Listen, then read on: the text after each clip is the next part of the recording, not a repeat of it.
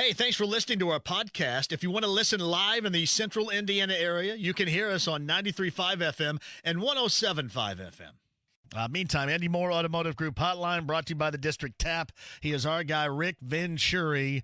That was really a top-to-bottom impressive performance put on by Frank Reich's Colts last night. Oh, my God. It was absolutely tremendous.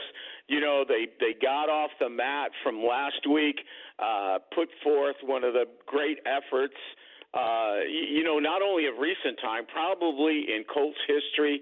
I know you can try to say this is a bigger game. Obviously, a Super Bowl, the win over the Patriots in that AFC Championship. I mean, those moments are for the for the ages. But I have to think that last night ranks with one of the all-time wins in regular season history. And I think because of the perception of the game going in, particularly the media, the pundits, basically they gave the Colts no chance. We talked on the pregame. I did not feel that way. I did not feel that way at all. And I don't think Frank felt that way. He said that, no was in shock in the locker room. I'm not sure if there wasn't a little shock, but, particularly the way they handled the Chiefs. I think, victory, I always thought there was a formula there. But the way they handled them and really absolutely earned the game in every facet. We talked on the pregame, and I talked all week. I thought the Chiefs could be beat, and because whenever there's a couple of things involved. One, this was a perfect psychological spot for the Colts. I think they saw a little bit different Frank Reich and staff during the week. I think he didn't. He's not going to call anybody out publicly, but I think there was a lot of calling out internally. I think they were mad.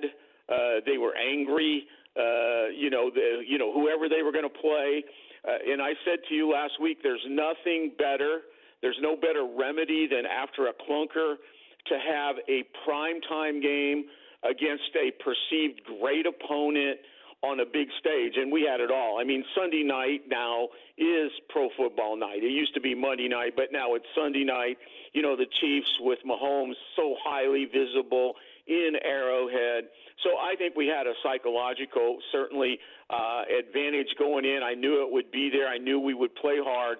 And then I think the reality of the upset is the Chiefs with their defense, which is historically bad against the run, and it basically they're never going to be safe in a game. They are never going to be safe in a game because what happened can happen to them, and it can happen some more in that when you can't stop the run and you just can't stop basic runs, you run the risk of getting ball controlled and costing you a game. Now, we did beyond that, but, if you remember, the very first thing I said last week on last Monday was we had to control the clock. We had to turn the tables on what they did in January. In January, they held it 39 minutes, which was a product of both our offense and defense. Last night, we held the ball 37 minutes and 15 seconds, which, was tremendous. It was part offense, part defense. It was a little bit of everything. But the fact that we could hold it for 37-15, the fact that we could get 180 rushing and, and 45 rushes, which tells you something about Frank. Frank is not interested in his image or, trying to be fashionable. He is going to do whatever it takes to win. I think in the first 12 minutes, I think I texted you, I felt good about the game because, one, we drove down for 7 and drove it right through them. And 2, even though they moved the ball, we held them to 3. And I knew that threes were going to be so important. But I talked about this all week, and I related it to myself back in 2000 against the greatest show on turf. We used to say to our team, if you can, ball control, steal possessions, get a turnover, and you can hold this team to 10 possessions instead of 13, you win. If they get 13 possessions, they probably win. And basically, at the end of the day, they had 10 possessions, which was awesome. We control the ball with 25 first down. I thought the passing game was efficient. I thought Jacoby made the one error a little bit like last week. Yeah. He tends to get a real quick look. He read cover two. He just assumed that Matthew would continue to go inside with the seam, and he threw a seam up there, and he didn't kind of confirm the read. But we recovered from that, and after that, he didn't make many mistakes. The other thing that he does a really good job of is he's strong and he's athlete enough that he can move the ball. He can give you efficient scrambles that can keep drives alive, but it's not in a spectacular fashion. So, I thought that was absolutely tremendous. Again, 45 rushes for 180, but 37 minutes and 15 seconds. That was definitely a realistic formula to win. And then, right with it, I don't give one or the other because, without either, you're probably not going to win. I thought that our defense came out in a totally different look. I mean, and they may not want to say it, but they came out, and for the first time in 23 games since they've been here, they came out and got in your face in the coverage. I think the first 10 plays, 8 of them were man-to-man. They got up and they pressed. They played man-to-man coverage. They stifled receivers. They did that. And even when they played cover two early in the game as a changeup, they got up and they jammed people. They played like a two jam rather than that soft stuff they've been playing for so long. But the man-to-man coverage, they challenged those secondary kids, and they really played their ass off. And by doing that, basically it made the windows tighter, and it bought time for the rush. And you could just see, as they got going, he got out and made one big play. He got out on the edge and made that 38-yard touchdown pass. But after that, it was a lot of 3 and outs. As a matter of fact, they did not get another touchdown in the last 44 minutes of that game. And again, this was a different, and this is why I've said all along, is I thought that the scheme was a bigger issue than the injuries, than the guys that were out. I really did. And when you study that game yesterday, that was a Colt outfit that I had not seen schematically really since they've been here, and they did a terrific job with it. No question about it. I mean, basically to hold them down like that, tremendous. I think the other thing that happened, because they played a lot of what I call cover one hole, you could see it, but I'll explain what happens. Cover one hole means that you're playing tough press man-to-man on everybody, but you have a free safety, so the post is covered, the post is closed, and then you have a guy that sits in there low, intermediate, either coming from one of the safeties or one of the linebackers. But you always have a hole player in there to help. And what that allowed you to do is do the second thing that I said was really important, was no big plays, and then number two, have a plan for Kelsey. Well, basically, this was a little bit different plan than we've ever done, in that we manned him up, and it didn't matter who had him. I mean, from Taylor to Desir, Kyrie Willis, Quincy Wilson, even Moore had him at times, but there always was a helper inside, and we pressed him. And the beauty of that was he only had 4 catches. It was 70 yards, but 4 catches, no touchdowns. And the important thing, it was 4 catches out of 10 targets, which means that basically they did try to go to him.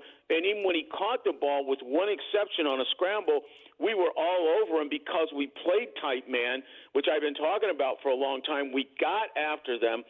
We forced it. We stripped that ball early. I mean, they called them drops, but we had our hands in there on them. And what I was impressed with for the first time in 23 games is we were contesting throws. There was nothing, that was just wide open. The only time that ever happened is when he scrambled and extended plays a little bit. But he had to do that. And, I thought that was really, really good. And then in the end, a few things really stood out. In the end, the 2 red zone stops were critical. The early one for 3 and the last one for 3. I mean, that's potential 21 points if you don't get those stops. You play a team like this, they're going to make yards in between the 20s, but you got to stop them in there. And then I just thought our defensive confidence after that first quarter We got a couple 3-and-outs, and, man, I'm telling you what, it just built. Like I said, 44 minutes without a TD, hold them to 13.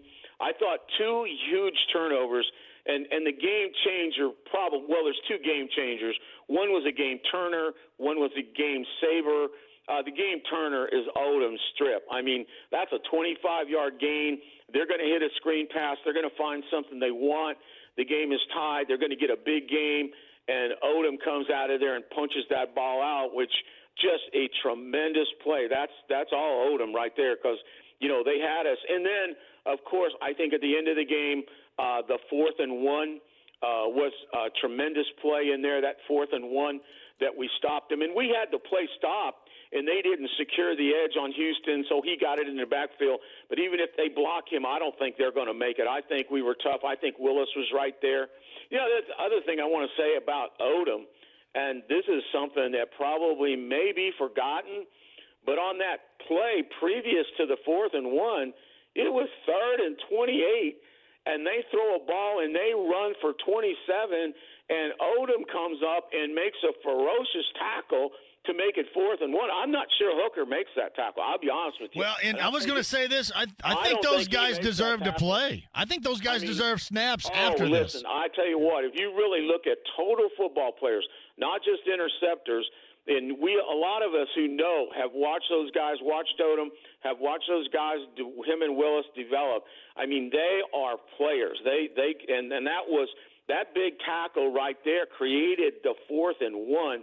And so, and I consider 4th and 1 a turnover, and obviously the punch out was, and then the other thing, it was the 4 sacks. There's no question that our defensive line played with emotion. But I've been saying this for weeks. The coverage and the rush go hand in hand. We did do some blitzes. I thought there were three magnificent plays individually in the game that made the difference. I thought Odom's strip, number 1. I think without that play it could be different. I think the blitz sack by Kenny Moore, I think that changed the game because I really shook Mahomes. You can see it on television. All of a sudden, those bright eyes, those big light eyes, all of a sudden they looked a little different. And there was a sequence there after Kenny's sack that next, I think 2 plays later, Autry hits him right down the sternum and just shakes him up. And then Toure, comes in there and just messes that ankle up because he just turns everybody down. And I thought Mahomes walked out of there and he knew it was going to be a long day. And I thought he looked worn out really after that. And, of course, the 4th and 1 to stop it. But, I mean, those were some great things, 4 sacks, no question about it. And then obviously Vinny was back. Those early season issues were behind him. He went to 4 for 4. We had good coverage. Even the new kid, the receiver that we just brought back, that made a really good tackle. I mean, we were wired in there. There was no question about it. And I think because in that first 12 minutes we had that 7-3 win. I mean, we were ahead 7-3. But I think more importantly, we established what we thought we could do was ball control, and we could hold them to 3. Now, I think as the game went on, we played better defense because with that tight man-to-man coverage, and there were no quick throwing lanes to go, and we started to squeeze him better, their offensive line began to show its warts. They were always better collectively than individually, and we started to eat them up. Houston and Autry, and Houston and Autry looked like they did in training camp. But, the coverage helped because they didn't have free access into the secondary. It's so different. It's just amazing to me. I was thrilled to death to watch the game. I thought I was seeing it during the game, but breaking down the tape. And I kind of said to myself, a couple thoughts was that, number 1, this morning I've been thinking about it all day. You know what? To quote the great Denny Green, after that game, I just kind of said to myself, we really were who we thought we were. I think you and myself and Joe and all the guys that were there every day in the summer and watched this team play, and then when we realized it was going to be Jacoby and we were going to have a great offensive line and our runner has become elite, I think we all felt like that this was the kind of game, this would be kind of the formula for us winning. But we haven't played good enough defense until last night to prove it. I mean, offensively we have, and even in our loss to Oakland, we got 24, but we just haven't held up the defensive end. And I think that was the biggest surprise, going in, because we felt in training camp that we would be a tremendous defense up front. We were playing a lot of man in training camp and then got away from it, and we got back to it. And then offensively, obviously I've said this from the beginning, best left side in football. When in doubt, hand the ball to Mac on the left side and just keep pounding. And actually, they pound him so much that in the fourth quarter, we actually were able to run the power to the right some. But Mac has a vision. Boy, he has vision, and he knows how to find it. The other thing that he's really developed, and he's developed this since he's been here, is that pick and glide, almost a little bit like Le'Veon Bell, not quite to that extreme, but he really has learned to pick and patient and take it up in there. I mean, he was just tremendous. So, yeah, it was I've never enjoyed a loss of sleep more than I did last night. I'll tell you one thing. That was just a fun game. Again, those guys from, like you said, from top to bottom, they are totally deserving. This was no fluke. They didn't need a lot of breaks. They made their own breaks. They really and truly did. So, great win. Great to go into the bye week and, clear your head. Hopefully that is who we are, because we'll have another tough one coming up, in 2 weeks with the Texans. They were magnificent yesterday. So, just a great night on the biggest stage in football. That's Rick Venturi right there, Rick. We'll take a break and come back, put you on hold. I'll have other things to talk about, including the loss of Toure and how that's going to affect this team moving forward as well. Rick Venturi, segment you got to hear, continues next. Thank you for joining us. You guys have been great today. We'll do some of your calls with Rick in a second if you guys dig on that. 239-1070 if you have a question for Rick.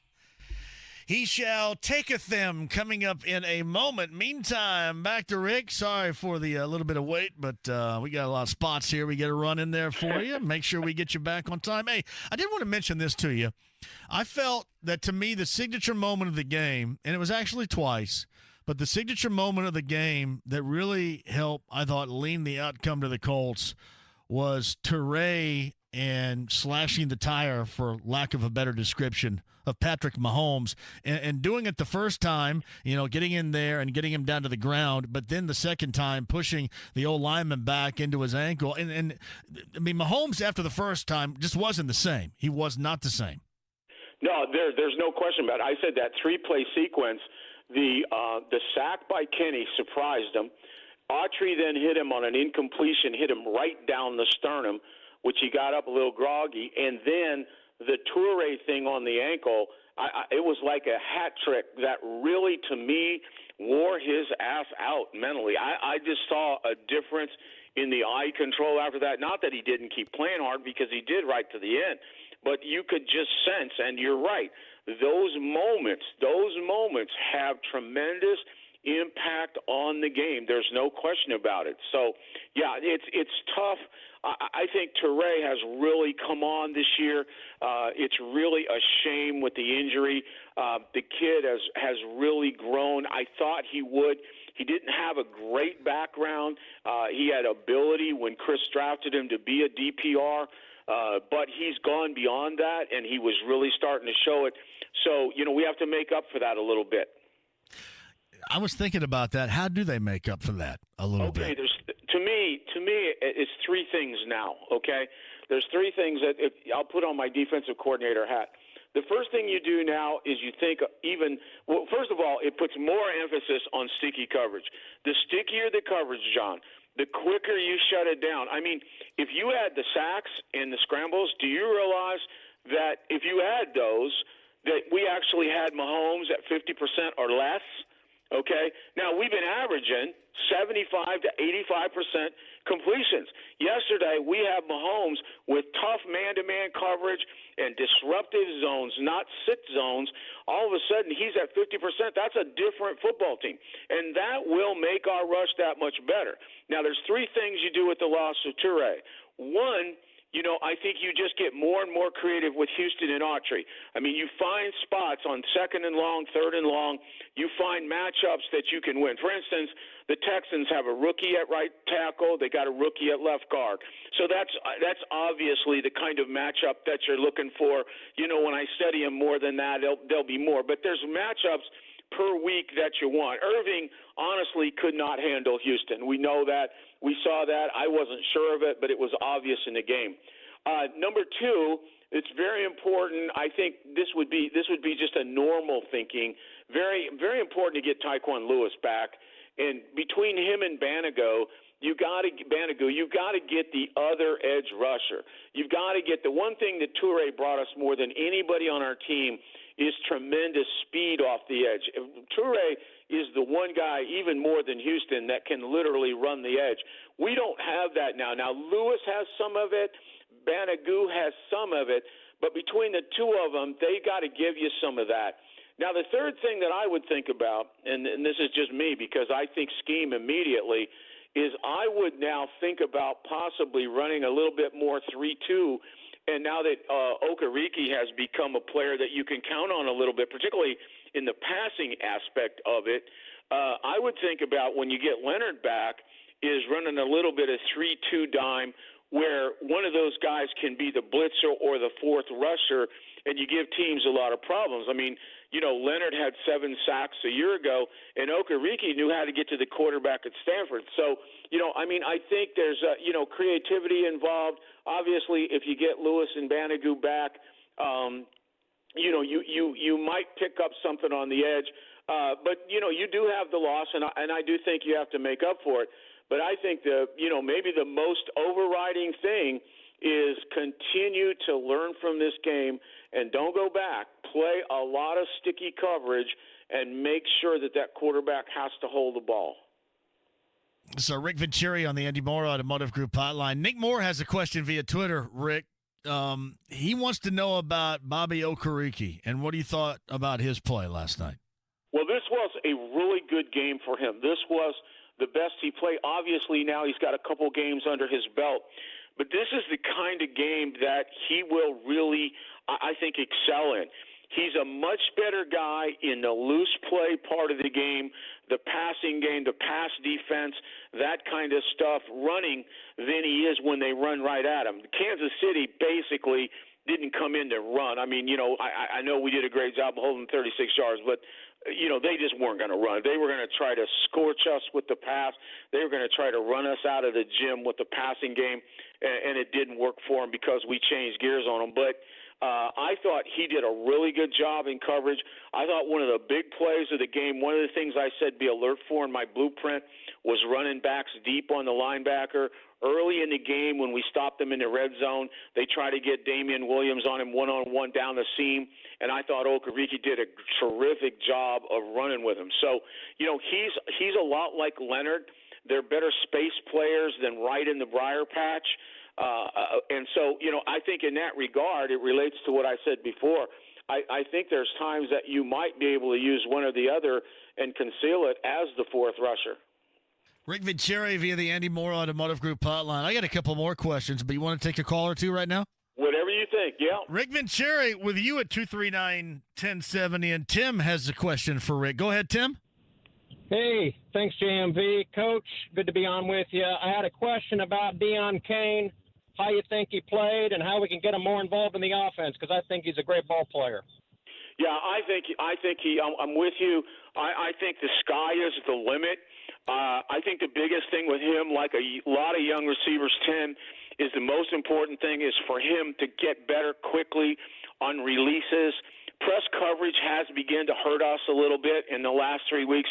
It hurt us at times, particularly with the blitz Sunday. Just remember, though, we did, even though it was a PI, it was a huge play to Kane on the post early. That was a big play. We ran a play action. He got on top of Ward, and then Breland came over and interfered. But that was really, with that kind of speed that he has, that was like a 40-yard gain. So, I think the sky's the limit for both Kane and Campbell. It's really just a matter of us really accelerating their development, and I think a lot of it is just learning how to beat press coverage. So Rick Venturi with us, 239-1070. Questions for Rick and Bill is up next. Bill, you're with Rick. Go ahead. Hey, Joe, or Johnny, how you doing? Great, Bill. What's happening? Hey, I got a question for Rick. Yep. I'm visually impaired. Describe Marlon Mack to me height-wise. We've had Marshall, Edrin, Frankie, the guy that you know is going to go in the Hall of Fame. I was listening to, remember Michael Grady that used to be with all of us? He's on ESPN. And Andy Reid was asked the question, how do you stop Michael Grady or stop Marlon Mack? You don't stop him. But describe him height-wise. It just seems like when he lowers his shoulder pads, you ain't going to stop him. Thanks for taking my call. I'll hang up and listen. Absolutely. And I think that, I said this 2 weeks ago, that he has developed now he is approaching elite status in the league. And I think probably last night's, big stage kind of presented him to the world. I think we know in Indianapolis where he's going. I love him. I've said this many times. I loved it when Chris was able to nab him on the fourth round out of South Florida. He has tremendous explosiveness. Even as a rookie, he showed us the ability to bounce and to go. But because of the offense he played in college and what he did for us early, most of it was like outside. He was a bounce and go runner. Everything was outside. He was kind of, I've said this before, like a home run hitter, home run or 4-yard loss. What Tom Rathman and him have done together is he has now learned, and this is a little bit different, is that patience, but not patience necessarily to get outside, but patience to go inside. And actually, he's kind of funny. He reminds me of Dickerson in a way. They're not the same style back, but I will say in this regard, Dickerson, when you saw him in street clothes, never looked big. He looked like he's right out of a GQ. You look at Mack, he just doesn't look all that big, but once he puts that pads on, that guy is big, and he's big and explosive. But what he's really done is he's really learned how to run. And what he's really learned how to do is trust his offensive line, and he's playing behind the best in football. I'll argue with anybody, particularly on the running game. They're the best in football, and the left side is absolutely the best. And he's learned how to be patient behind him. That pick and glide has really developed since he's been here. He was always like a one-cut and explode guy. This thing is all developed, and so when you can run the ball 45 times in a championship-type game, man, that is saying something. And I got to take my hat off to the other guys. I thought Wilkins and Hines came in and did their role. Those guys are role players, and they came in and spotted him, and Wilkins did what he does. Tough inside, smash it. He had the 18-yard run that got it down to the 1. He comes in, he's a little bit different, a little bit of a one-cut north and south guy. And then Hines had a couple terrific plays, the one yak after the catch and a couple in the passing game when the one he got out of bounds. I mean, those guys came in and supplemented. But Mack is playing at a super, super high level. And, when he and Hilton are there, there is no question the offense takes on, not that the offense itself changes, but from a defensive perspective, if I'm a defensive coordinator and Mack and Hilton are in the game, I'm looking at two ambient guys. It's a whole different world. All right, maybe a couple of issues that we do need to discuss out of what was an incredibly positive Sunday night. One is, and I want your thoughts on this, where Eric Ebron is right now, because he had another drop last night, and then the inefficiency in the red zone. They got points, but they didn't go in for 7. So a couple of negatives that maybe deserve explanation by you right now. Yeah. Go ahead.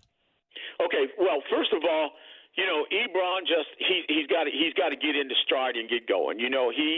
I think he had a little bit of a hangover from that great year. He went from bust to Pro Bowl, and legitimately so. I mean, he had a terrific year for us. He had 13 touchdowns, 10 in the red zone. He was a huge factor in that comeback season last year. But he gets to where, he begins to brand himself, a lot of talk and stuff like that. Just play. Just continue to play, and he'll have his moments, because there's going to be teams where the tight end obviously becomes the big factor. He's got to just keep his nose to the grindstone. Don't worry about anything but playing. Just be who you can be. And Ebron will give us what we need down the stretch. And we will need him, because Jack's going to give you that blue-collar stuff. He's going to give you the drive routes, the flat routes. He's going to catch a ball and get 4 or 5, maybe 8. He's going to put both hands on the ball and dive for 7, and that's very important. But Ebron is that guy that has to come back to us and give us that red zone efficiency. Now, we struggled on a couple things in this game, and they did relate to the red zone. I think we've got to get better at press coverage. We've gotten pressed now 3 games in a row, and there are times that it has hurt us. And it got Kansas City off a few times on third down, when they couldn't get off any other way. The other thing that we're having a little bit of problem with, and Spagnuolo did this, and I knew he would, when that ball gets down around the 20, he's going to bring those zero blitzes, which almost no one else uses anymore. It's kind of old school, and they hurt us with that. So, it's very important that we get that stuff straightened out. I think the important thing is, to be able – the biggest thing that we lack right now, and this is what I think Funchess was going to give us, and I don't know if Kane can give it to us, who can give it to us. Ebron can in some respects if we utilize them, is we need that big – you got to have that fade game in the red zone. You have to have that fade slant game. We're struggling with that a little bit. Teams tend to buckle up a little bit on that running game. You run into, now instead of running into 7 or 8 men, you're running into 9 men. So, I think, those are the things. You're exactly right. The 1 for 5 kept it close for that's the only thing really that kept it close for Kansas City, or it would have been much, much worse. So, that is something we have to address. We were terrific at it last year.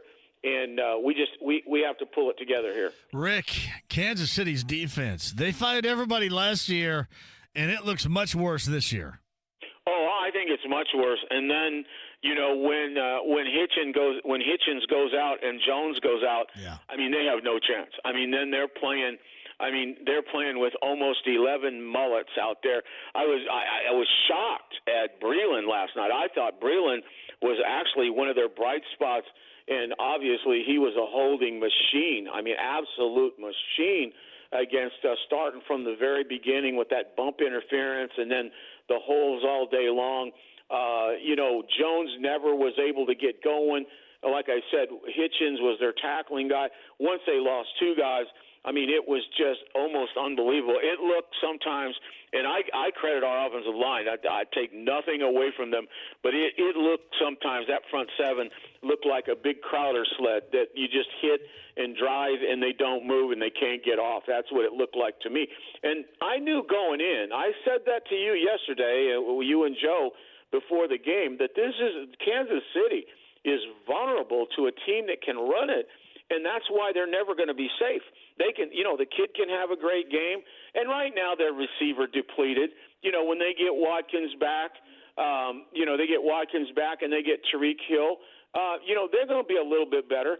But when you have a defense that you can't count on and can't stop a basic run, you can't be considered a Super Bowl team, regardless of their 4-0 going in. I tell you what, the poise stuck out too for the offense and Brissett, because normally in those circumstances on a Sunday night, you got a 4-0 team, whether they have a lead or they're trying to come back and regain the lead. You have some pre-snap situations that lead to penalties, and the Colts didn't. Well, the Colts were a totally different team than they were. Now, they had those against the Raiders. They had those self-destruct things versus the Raiders. Last night, concentration was at an all-time high. And, you can be ready for a game, and then you can be super ready for a game. Even though you think you're ready sometimes, there's a razor's edge that you reach. I think the poise parts of it comes right from the top. I think that is something that Frank has brought here. He's unruffled. He's on that play. Things are happening around him. He's thinking a step ahead, whether it's the analytic part of it or just his gut. He's very comfortable calling that game. His eyes are on that play chart all the time. And I just think that his calmness, and it's a quiet but tough calmness. I think that is reflective of the rest of the team, and I think Jacoby has that. Jacoby is not a panic guy. He's never what I call frenetic. He still seems to make there's like one head scratcher a game that he makes, like why did you do that all of a sudden, like the one pick. But overall, he has been really, really consistent. He's been very efficient with the ball, very efficient. And I think what you forget is those little 5-yard gains that he makes. Then he makes it. He runs in for the touchdown in the red zone. I mean, he gets everything out of his athleticism, but he never panics. You always see kind of that reflection of Frank. So yeah, I don't worry about that. The biggest key to me, I think our offense has been what we've wanted them to be really for 5 weeks at 3-2. I think if our defense can learn from this, and this can be like the springboard, because we're coming up with a lot of games you're going to be able to win, a ton of games you're going to be able to win, coming up just like last year. As you look at the middle part of the schedule, can our defense continue to find this level that they played at? If they can, we're going to be a tough out all the way. Michael at 239-1070 for Rick. Michael, go ahead. What you got? Hey, guys. Thanks for taking my call. Coach, just a quick question. What's the legal rule to hit a receiver off the line? Is it 5 yards? That's my first question, and I'll prompt my going forward. Yeah, Michael, you have 5 yards. You can contact that guy as long as you're not holding. Now, you can't physically hold because that's a different penalty.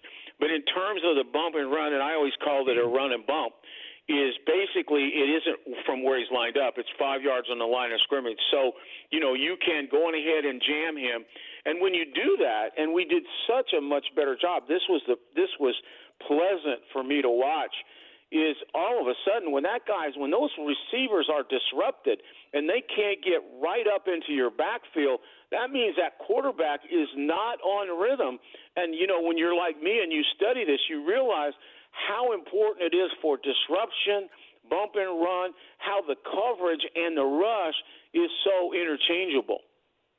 Yeah, so where I was going with that is if you watch teams like Buffalo and Jim Johnson with Philadelphia, they have corners that seem like they do that on the line with the DBs, and they blitz a lot more. So I'm trying to figure out why more teams don't do that, especially when they play teams, with volatile quarterbacks like Brady. No one can seem to get the answer. If you blitz more, that seems like it's a major disruption. Buffalo did it against New England. We did a little bit more. Philly does it 50% of the time. So why don't we see more of that? And, when teams get into trying to solve the Patriots mystery, they sit back 10 yards off. Brady throws 10 yards, 5 yards, or 5 times on the field, and then they score. So trying to figure out the logic, and I don't know. It's confusing. Well, first of all, I think people overreact to what they have or don't have in the secondary. I thought coming out of training camp myself, watching every day and all the man-to-man drills, I thought our secondary, and they played a lot in practice, I thought our secondary would be absolutely just fine playing a ton of man-to-man coverage, and we would be a lot better. But, a lot of teams, are a little bit afraid of that. And what's happened over the years is blitzing has become what they call what is now referred to as fire zone coverage. In other words, you blitz 5, but instead of playing man-to-man like the old days, what you do is you blitz 5 and you play 3 deep, 3 under. So, you're blitzing, but you're not really disrupting the receiver. So, the quarterback still is not as pressured as when you're man-to-man.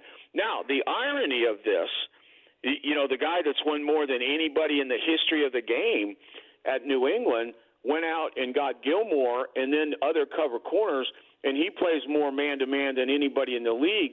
And when they blitz, they do play man-to-man with it. And I think if we will continue to do that, and just, you can mix. We did some good five-man rushes with it.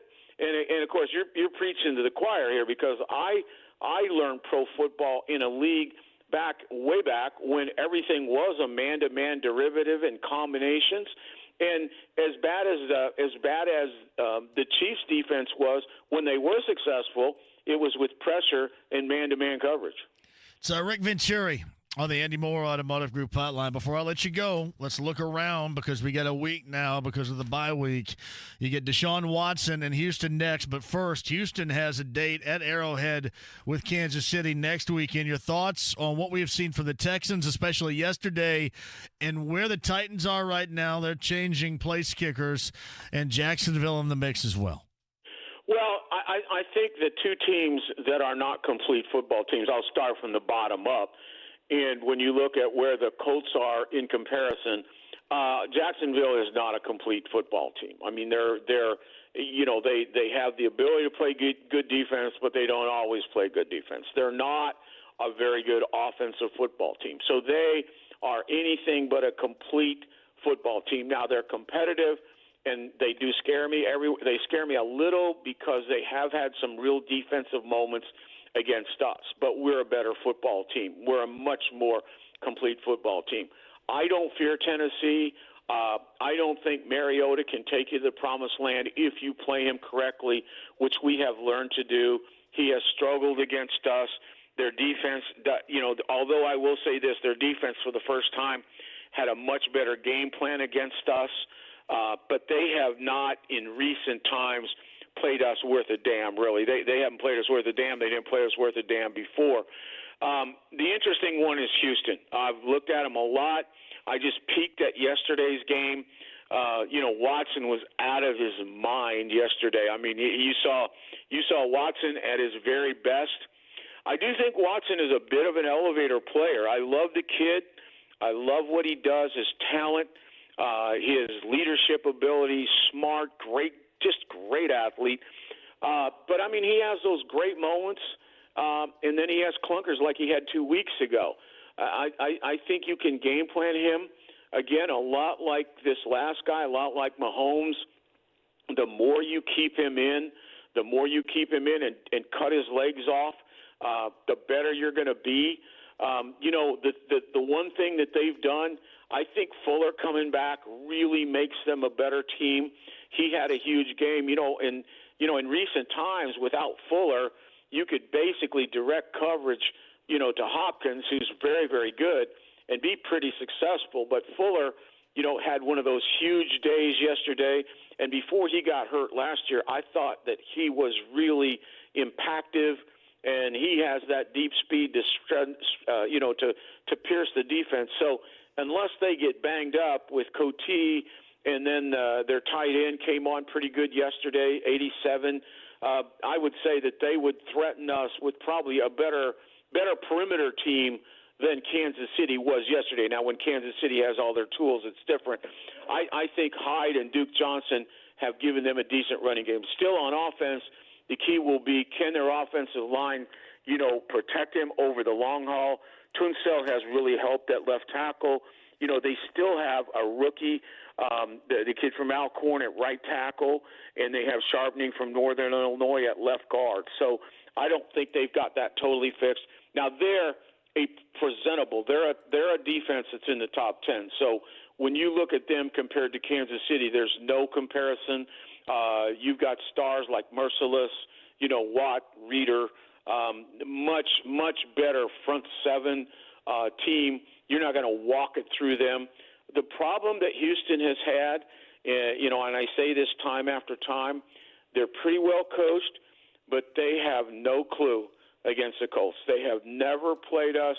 They have not figured out how to play Hilton. I'm not even going to talk about it. I'll talk a little bit about it next week. And, Jonathan Joseph is just petrified when he plays against Hilton.